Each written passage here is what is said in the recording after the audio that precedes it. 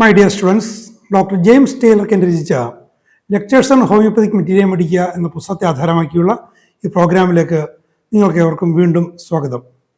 ഈ പരമ്പരയുടെ 291 എപ്പിസോഡിൽ നാട്രം മ്യൂറിയാറ്റിക്കം എന്ന അധ്യായത്തിൻ്റെ 3-ാം ഭാഗമാണ് നമ്മൾ പരിശോധിക്കുന്നത്. ഈ ഭാഗത്ത് നാട്രം മ്യൂറിൻ്റെ ഡിസ്ചാർജസിനെ കുറിച്ച്, തലവേദനയെക്കുറിച്ച്, അതുപോലെ നാട്രം മ്യൂറിനെ ഇൻഡിവിജ്വലൈസ് ചെയ്യാൻ സഹായിക്കുന്ന വളരെ സവിശേഷമായ ചില ലക്ഷണങ്ങളെക്കുറിച്ച്. ഇനി പൊതുവെ പറഞ്ഞു കഴിഞ്ഞാൽ ഇങ്ങനെ പരിഗണിക്കുന്ന ലക്ഷണങ്ങൾ ഏത് തരത്തിലുള്ളവയായിരിക്കണം, ഒരു പർട്ടിക്കുലറിനെ അങ്ങനെ എടുക്കാൻ സാധിക്കുമോ, അല്ലെങ്കിൽ ജനറൽ തന്നെ ആവശ്യമാണോ, അങ്ങനെയുള്ള പൊതുവെ ട്രീറ്റ്മെൻറ്റിന് ആവശ്യമായ പ്രധാനപ്പെട്ട ചില മാർഗനിർദ്ദേശങ്ങളും കെൻ്റ് ഇതിലൂടെ നമുക്ക് തരുന്നുണ്ട്. അങ്ങനെ വളരെ പ്രധാനപ്പെട്ട പല വിവരങ്ങളും ഈ ഭാഗത്തുണ്ട്, നമുക്ക് പരിശോധിക്കാം. The characteristic discharge from the mucous membranes is watery or thick whitish like the white of the egg. വെള്ള നിറത്തിലുള്ളതാണ്, വെള്ളം പോലുള്ളതാണ്, മുട്ടയുടെ വെള്ളക്കരു പോലെ ഉള്ളതാണ്. പൊതുവെ നാട്രം മ്യൂറിൻ്റെ തനിമയുള്ള ഡിസ്ചാർജ് അങ്ങനെയാണ്. There is a marked coryza with a watery discharge, but the constitutional state has thick white discharge. ഉണ്ടോ? അവിടെയും ആ ഒരു ചെറിയ വ്യത്യാസങ്ങൾ. വെള്ളം പോലുള്ള ഡിസ്ചാർജ്, ജലദോഷം ഉണ്ടാകാം, അത് വളരെ ശ്രദ്ധേയമായിട്ട് തന്നെ ഉണ്ടാകാം. പക്ഷേ നാട്രം മ്യൂറിൻ്റെ തനിമയെ സൂചിപ്പിക്കുന്നത്, അതിൻ്റെ ജൈവഘടനയെ സൂചിപ്പിക്കുന്നത് അതല്ല. അത് വെള്ള നിറത്തിലുള്ള സ്രവമാണ്, കട്ടിയുള്ള വെള്ള നിറത്തിലുള്ള സ്രവമാണ് നാട്രം മ്യൂറിൻ്റെ കോൺസ്റ്റിറ്റ്യൂഷണൽ കണ്ടീഷനെ സൂചിപ്പിക്കുന്ന കാര്യം. He hawks out a thick white discharge in the morning. രാവിലെ ചുമച്ച് വെളുത്ത നിറത്തിലുള്ള ഒരു കഫം, ഒരു ഡിസ്ചാർജ് അയാൾ തുപ്പും. They are gluey oozings from the eyes. കണ്ണിൽ നിന്ന് വരുന്ന സ്രവങ്ങൾ അത് ഒട്ടിപ്പിടിക്കുന്ന സ്വഭാവമുള്ളതാണ്, ഒട്ടിയിരിക്കും, അത് തുറക്കാൻ പ്രയാസമായിരിക്കും. From the ears from a thick white gluey discharge. ചെവിയിൽ നിന്നും വെളുത്ത നിറത്തിലുള്ള കട്ടിയുള്ള ഒരു സ്രവം വരും, അതും ചെവിയിലും അത് സ്പർശിക്കുന്ന ഭാഗങ്ങളൊക്കെ ഒട്ടിയിരിക്കും. The leucorrhoea is white and thick. വെള്ളപ്പോക്ക് എന്ന് പറയുന്നു, അത് ടിപ്പിക്കലി വെള്ളപ്പോക്ക് തന്നെ ആയിരിക്കും, കട്ടിയുള്ളതായിരിക്കും. പലപ്പോഴും വെള്ളപ്പോക്കെന്ന് പറഞ്ഞാലും മഞ്ഞ നിറത്തിലോ പച്ച നിറത്തിലോ രക്തം കലർന്ന് ചുവന്ന നിറത്തിലോ ഒക്കെ വരാം. പക്ഷേ ഇവിടെ നാട്രം മ്യൂറിൻ്റെ കറക്റ്റ് വെള്ളപ്പോക്ക് തന്നെയാണ്. With the gonorrhoea the discharge has existed long time and become gleety. ഗുണേരയുടെ കാര്യത്തിൽ പൊതുവെ പച്ച നിറത്തിലും മറ്റുമൊക്കെയുള്ള ഡിസ്ചാർജാണ്, പഴുപ്പൊക്കെയാണ് വരുന്നത്. പക്ഷേ കുറേ കാലം നിന്ന പഴകിയ ഗൊണേറിയൽ ഡിസ്ചാർജ് തെളിഞ്ഞ നിറത്തിൽ വെള്ളം പോലെ വരാം. അങ്ങനത്തെ ഒരു സാഹചര്യം നാട്രം മ്യൂറിൽ ഗൊണേറിയക്കുണ്ട്. There is a smarting in the urethra only after urination. മൂത്രവിശേഷം മാത്രം, മൂത്രാശയത്തിൻ്റെ ഭാഗത്ത് നീറ്റൽ. The head aches are awful, dreadful pains, bursting, compressing as if in a vice. വൈസിന് വെച്ചാൽ എന്താണെന്ന് നിങ്ങൾക്കറിയാൻ പറ്റും. വർക്ക്ഷോപ്പുകളിൽ ലോഹഭാഗങ്ങൾ മുറുക്കി ഘടിപ്പിച്ച് വെച്ച് അതിൽ രാകുകയോ മുറിക്കുകയോ ഒക്കെ ചെയ്യാൻ വേണ്ടിയിട്ട് ഉള്ള ഒരു ഘടകമാണ് വൈസ്. 2 പാച്ചസ് ഇങ്ങനെ സ്ക്രൂ ചെയ്ത് ഞെക്കി വെക്കും. അങ്ങനെ തലയെ ഞെക്കി വെക്കുന്ന തരത്തിലുള്ള തോന്നൽ. കാരണം രോഗികൾ പറയുമ്പോൾ അത് നിങ്ങൾക്ക് മനസ്സിലാവണം വൈസ് എന്നുള്ളത്. 2 ഭാഗത്തു നിന്ന് ഞെക്കി ടൈറ്റായിട്ട് വെക്കുന്ന ഒരു ഉപകരണമാണ് വൈസ്. നേരത്തെ ഞാൻ നിങ്ങൾ പറഞ്ഞിട്ടുണ്ടെന്ന് തോന്നുന്നു, രൂപക്കുലിനകത്ത് തലയ്ക്ക് ചുറ്റും ഇരുമ്പ് വട്ട കെട്ടി മുറുക്കിയതുപോലെ അങ്ങനെ പറയുന്നത് ഞാൻ കേട്ടിട്ടുണ്ട്. അങ്ങനെയൊക്കെ ആളുകൾ പറയും ചിലർ. തലവേദന അങ്ങനെയുണ്ട്. ഡ്രെഡ്ഫുൾ പെയിൻസ്, ആ തലവേദനയെക്കുറിച്ച്, ആ വേദനയെക്കുറിച്ച് ഓർത്താൽ ഭയം തോന്നും. വല്ലാത്ത തരം വേദനയാണ്. തല പൊട്ടിത്തെറിക്കുന്ന പോലെ തോന്നും, ഞെക്കുന്നത് പോലെ തോന്നും. ഈ ഞെക്കലിൻ്റെ കാര്യത്തിലാണ് ഈ വയസ്സിൽ പിടിച്ച് ഞെക്കുന്ന പോലെ. The head feels as if the skull would be crushed in. അങ്ങനെ ഞെക്കിയിട്ട് തലയോട് ഞെരിഞ്ഞ് ഉള്ളിലേക്ക് അമർന്നു പോകും എന്ന് തോന്നുന്ന തരത്തിലുള്ള തലവേദന. The pains are attended with hammering and throbbing. ചുറ്റിയ കൊണ്ട് അടിക്കുന്ന പോലെ, വല്ലാതെ വിങ്ങുന്ന പോലെയൊക്കെ വേദന. Pain like little hammers in the head on beginning to move.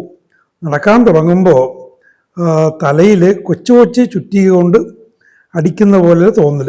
Hammering pains in the head on waking in the morning. പ്രഭാതത്തിൽ ഉണർന്നെഴുന്നേൽക്കുമ്പോൾ തലയിൽ ചുറ്റിയെ കടിക്കുന്ന വേദന, നടന്നു തുടങ്ങുമ്പോൾ ഉണ്ട് കൊച്ചു കൊച്ചു ചുറ്റുകളുകൊണ്ട് അടിക്കുന്ന പോലെ.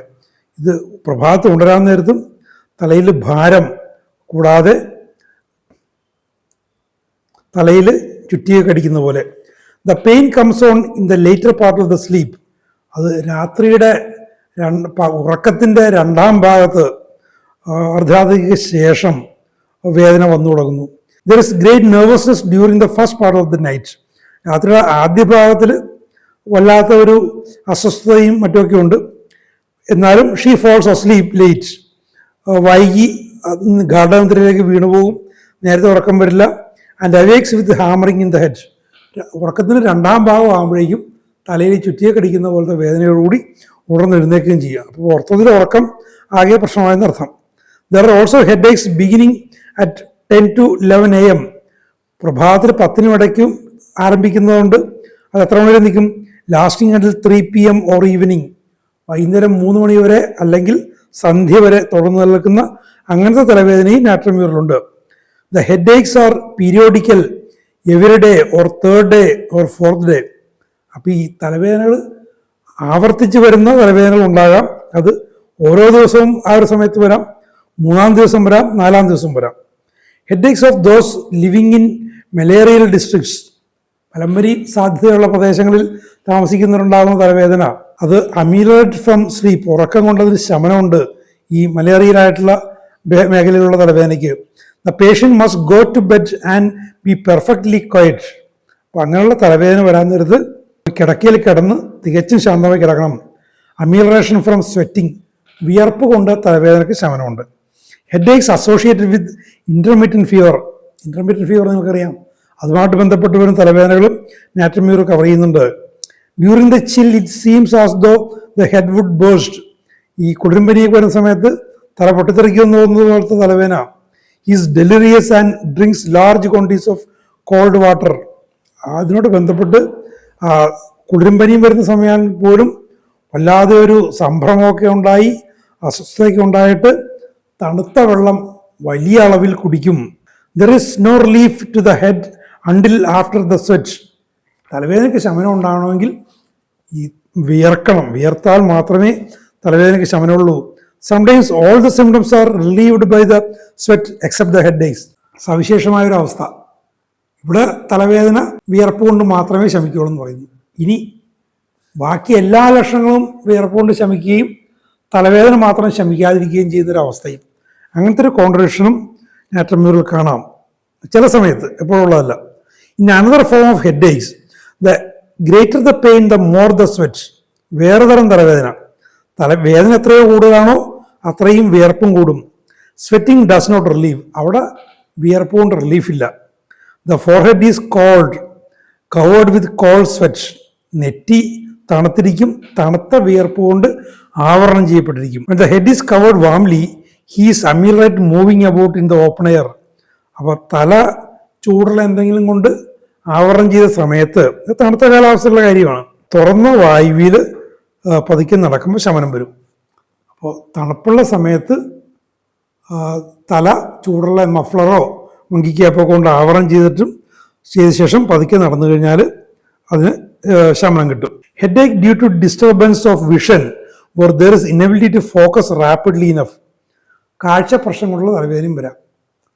കൃത്യമായിട്ട് ഫോക്കസ് ചെയ്യാൻ, വേഗത്തിൽ ഫോക്കസ് ചെയ്യാൻ പറ്റില്ല. അതായത് ഒരു അടുത്ത വസ്തുവെ കണ്ടു, വായിക്കുന്നു, കണ്ണൊരു ഷോർട്ട് ഡിസ്റ്റൻസിൽ ഫോക്കസ്ഡ് ആണ്, എന്നിട്ടൊരു മീഡിയം ഡിസ്റ്റൻസിലേക്ക് ഞാൻ നോക്കുന്നു, ഇപ്പോൾ ഈ ഫോണിലേക്ക് ഞാൻ നോക്കുന്നു, അപ്പോൾ ഒരു ഫോക്കസ് അഡ്ജസ്റ്റ് ചെയ്യണം. ഇനി പുറത്തേക്ക് ദൂരേക്ക് നോക്കുന്നു, അപ്പോൾ ഒരു ലോങ് ഇതിലേക്ക് കണ്ണിൻ്റെ ലെൻസ് അഡ്ജസ്റ്റ് ചെയ്യണം. ഈ അഡ്ജസ്റ്റ്മെൻറ്റ് വേഗത്തിൽ നടക്കും. സാധാരണ നമ്മൾ അറിയില്ല. ഇനി നമ്മൾ പാൻ ചെയ്താൽ പോലും അറിയാതെ വേഗത്തിൽ ആ ഫോക്കസ് മാറ്റം സംഭവിക്കും. പക്ഷേ നാട്രമ്യൂറിൻ്റെ ഒരവസ്ഥയിൽ ഈ ഫോക്കസിങ് സംഭവിക്കില്ല. അപ്പോൾ പെട്ടെന്ന് ദൂരേക്ക് നോക്കുമ്പോൾ ബ്ലർഡ് വിഷൻ വരുമെന്ന് അതിൽ നിന്ന് നമുക്ക് ഊഹിക്കാം. Head ache aggravated from noise. ഒച്ച കൊണ്ട്, നോയ്സ് സംഗീതമല്ല, ഇവിടെ ഒച്ച കൊണ്ട് തലവേദന വർദ്ധിക്കുന്നു. Head ache involving the whole back of the head and even going down the spine in troubles following the brain diseases hydrocephalus. തലച്ചോറുമായിട്ട് ബന്ധപ്പെട്ട രോഗങ്ങൾ, തലയിൽ വെള്ളം കെട്ടുന്ന, ദ്രാവകം കെട്ടി തല വലുതാകുന്ന സാഹചര്യങ്ങളിൽ തലവേദന തലയുടെ പിൻഭാഗം മുഴുവൻ വന്നിട്ട് അത് നട്ടലിലേക്ക് സുഷുമ്നാനാഡിയിലേക്ക് സംക്രമിക്കുന്ന ഒരു സാഹചര്യവും നാട്രമ്യൂറിലുണ്ട്. In spinal troubles when there is great sensitiveness to pressure and irritable spine. അപ്പോൾ നാഡീസംബന്ധമായ സുഷുമ്നാനാഡിയുമായിട്ട് ബന്ധപ്പെട്ട പ്രശ്നങ്ങളിൽ ഒരു ചെറിയ മർദ്ദത്തോട് പോലും വല്ലാതെ സംവേദനക്ഷമത ഉണ്ടാകാം. ഇറിറ്റബിൾ സ്പൈൻ നമ്മൾ നേരത്തെ കണ്ടല്ലോ, നട്ടലുമായിട്ട് ബന്ധപ്പെട്ട് സുഷുമ്നാനാഡിയുമായിട്ട് ബന്ധപ്പെട്ട് ഒരുപാട് അസ്വസ്ഥതകൾ വരുന്നു. The vertebrae are sensitive and there is great deal of aching along the spine. ഓരോ കശേരുവും സെൻസിറ്റീവാണ്, അവിടെയൊക്കെ സ്പർശിക്കുമ്പോൾ അതിനോടൊക്കെ വേദനയുണ്ട്. Coughing aggravates the pain in the spine. ചുമക്കാൻ നേരത്ത് പോലും ഈ നട്ടലിലെ വേദന വർദ്ധിക്കുന്നു. Also walking makes it worse. അങ്ങനെയുള്ള നടക്കാൻ നേരത്ത് ഈ നട്ടലിലെ വേദന വർദ്ധിക്കുന്നു. But it is ameliorated from lying on something hard. കട്ടിയുള്ളൊരു സ്ഥലത്ത് കിടക്കുമ്പോൾ അതിന് ശമനമുണ്ട്. നമ്മൾ സെൻസിറ്റീവാണെന്ന് പറഞ്ഞു, ഓരോരോ കശേരുവിൽ സ്പർശിക്കുമ്പോൾ പോലും വേദന അസ്വസ്ഥത ഉണ്ടാകുമെന്ന് പറഞ്ഞു. പക്ഷേ കട്ടിയുള്ള ഒരു സർഫസിൽ ഇപ്പോൾ കിടക്കയൊക്കെ മാറ്റിയിട്ട് കട്ടിയുള്ള മരപ്പലകയിൽ കിടക്കുമ്പോൾ അല്ലെങ്കിൽ നിലത്ത് കിടക്കുമ്പോഴൊക്കെ ആശ്വാസമുണ്ട്. അത് നാട്രമ്യൂറിൻ്റെ ഒരു സവിശേഷമായ ഒരു കാര്യമാണ്. ഇനി അതിനൊരു മറ്റൊരു കാര്യം, pressing the back up again something hard. ഇനി ഇരിക്കുകയാണെന്ന് വെക്കുക, ഇരിക്കാൻ നേരത്ത് കട്ടിയുള്ള എവിടെയെങ്കിലും മുതുക് ചാരുമ്പോൾ വേദനയ്ക്ക് ശമനമുണ്ട്.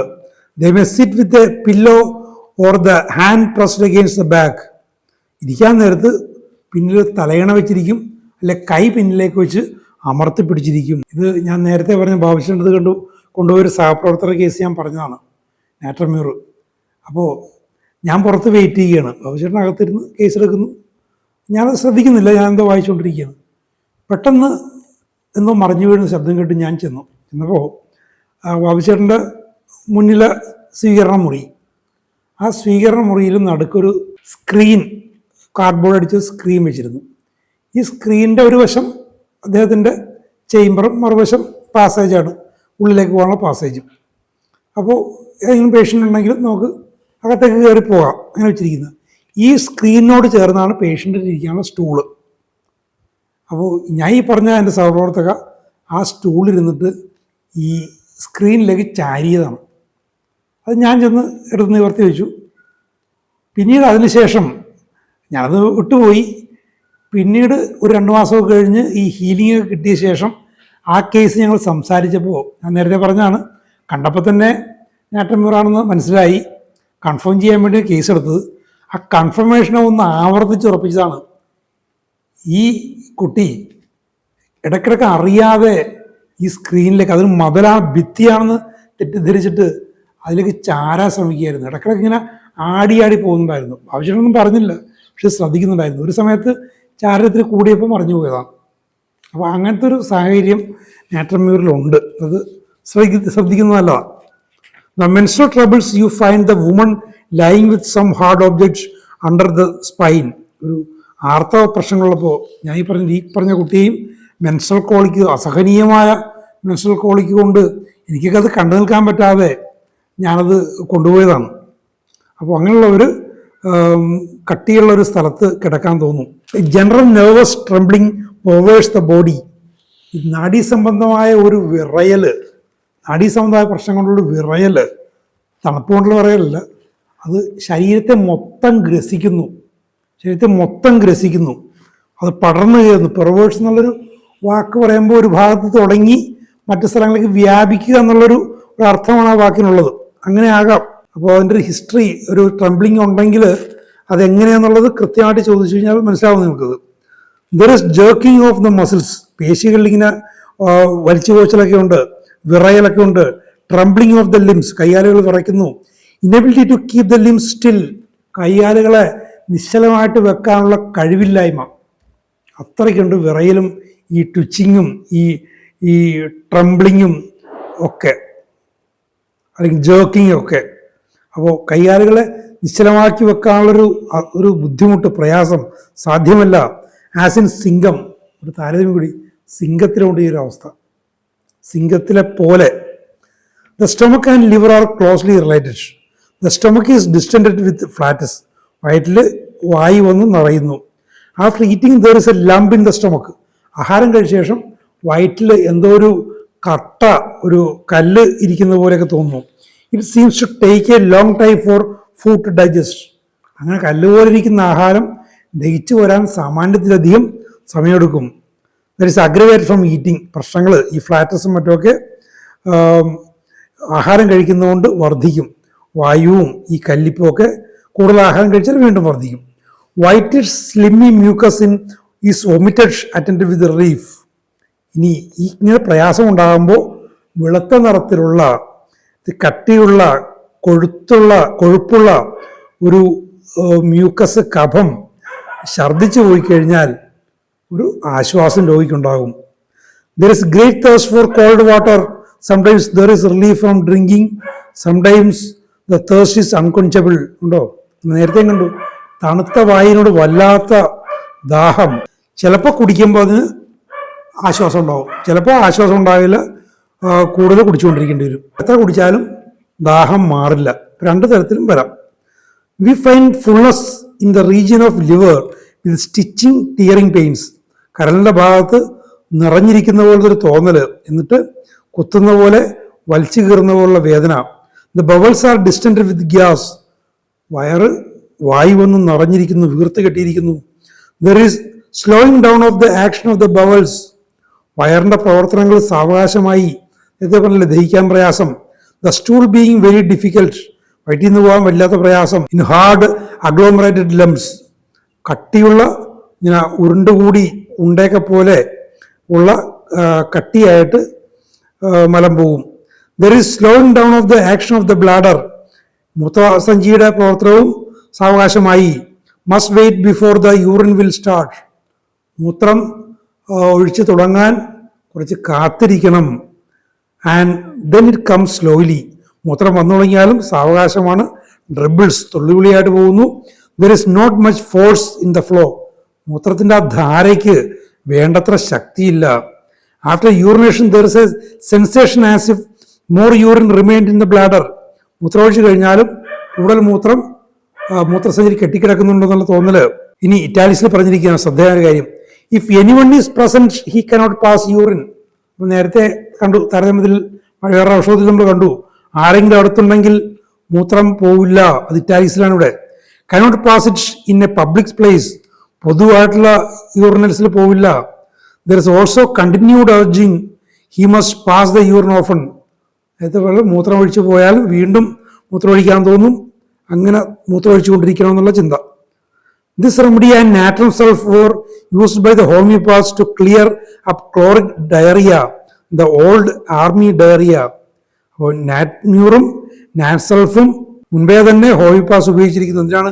പഴകിയ വയറിളക്കത്തും ശരിയാക്കാൻ. ഓൾഡ് ആർമി ഡയറിയ, സൈനികർക്കുണ്ടാകുന്ന ആ ഒരു diarrhoea. Natrum mur is useful in the complaints of woman in troublesome menstruation. ആർത്തവ സംബന്ധമായ പ്രശ്നങ്ങളുള്ള സ്ത്രീകളിൽ വളരെ ഉപകരിക്കുന്ന ഒരു ഔഷധമാണിത്. There is a great variety of menstrual complaints. ഒരുപാട് തരം വ്യത്യസ്തമായ ആർത്തവ പ്രശ്നങ്ങളുണ്ട്. Menses too scanty or too free. വല്ലാതെ കുറവാകാം, വല്ലാതെ ധാരാളമായിട്ടുണ്ടാകാം. Too late or too soon. വൈകി വരാം, വല്ലാതെ വൈകി വരാം, വല്ലാതെ നേരത്തെ വരാം. We cannot individualise. ഇനിയാണ് വളരെ പ്രധാനപ്പെട്ട തത്വം. ഹോമിയോപ്പതിയിലെ കേസ് ടേക്കിങ്ങിലും മറ്റുമൊക്കെ നിങ്ങൾ ശ്രദ്ധിക്കേണ്ട ഒരു തത്വം. അറിയാവുന്ന കാര്യമാണ്, പക്ഷേ പലപ്പോഴും ഓവർലുക്ക് ചെയ്യപ്പെടുന്നൊരു കാര്യം കൂടിയാണ്. V cannot individualise from the menstrual symptom. We must do it from constitutional state. ആർത്തവ പ്രശ്നങ്ങൾ എന്ന് പറയുന്ന, അല്ലെങ്കിൽ ഏത് പർട്ടിക്കുലർ എന്നും പറയാം, ഇവിടെ ആർത്തവ പ്രശ്നങ്ങൾ എന്ന് പറയുന്നു, അത് വെച്ചുകൊണ്ട് ആ രോഗി ഇൻഡിവിജ്വലൈസ് ചെയ്യാൻ നിങ്ങൾ ശ്രമിക്കരുത്. അത് കോൺസ്റ്റിറ്റ്യൂഷണൽ കേസ് വെച്ചുകൊണ്ട്, സ്റ്റേറ്റ് അയാളുടെ വ്യക്തിയുടെ ആ സത്ത, പൊതുസ്ഥിതി വെച്ചുകൊണ്ട് മാത്രമേ ആ വ്യക്തിയെ മൊത്തത്തിൽ ബാധിക്കുന്ന, ആർത്തവത്തെ മാത്രമല്ല, അല്ലെ കയ്യോ കാലിനെയോ വയറിനെയോ തലയോ മാത്രമല്ല, ആ വ്യക്തിയെ മൊത്തത്തിൽ ബാധിക്കുന്ന, മൊത്തത്തിൽ ബാധകമായ പൊതു അവസ്ഥയെ വെച്ചുകൊണ്ട് മാത്രമേ ആ കേസിനെ ഇൻഡിവിജ്വലൈസ് ചെയ്യാൻ പാടുള്ളൂ. ഇനി വീണ്ടും പറയുന്നു, വീണ്ടും ഒരു വിശദീകരണം. Examine every possible function to be sure you have all the symptoms. എല്ലാ പ്രവർത്തനങ്ങളും സാധ്യമായ പോസിബിൾ സിംറ്റംസ്, സാധ്യമായ എല്ലാ പ്രവർത്തനങ്ങളെയും നിങ്ങൾ പരിശോധിച്ചറിയുക. എല്ലാ ലക്ഷണങ്ങളെയും അത് ഉറപ്പിക്കുക. Sure you have all the symptom. എല്ലാ ലക്ഷണവും കിട്ടിയത് നിങ്ങൾ ഉറപ്പിക്കുക. എക്സാമിങ് എവരി ഓർഗൻ, ഓരോ അവയവത്തെയും പരിശോധിക്കുക. ഇനി എങ്ങനെയാണ് പരിശോധിക്കേണ്ടത്? Not by examining it physically. ഉണ്ടോ? ഇതൊക്കെ അടിവരയിട്ട് വെക്കുന്ന കാര്യങ്ങൾ. ഓരോ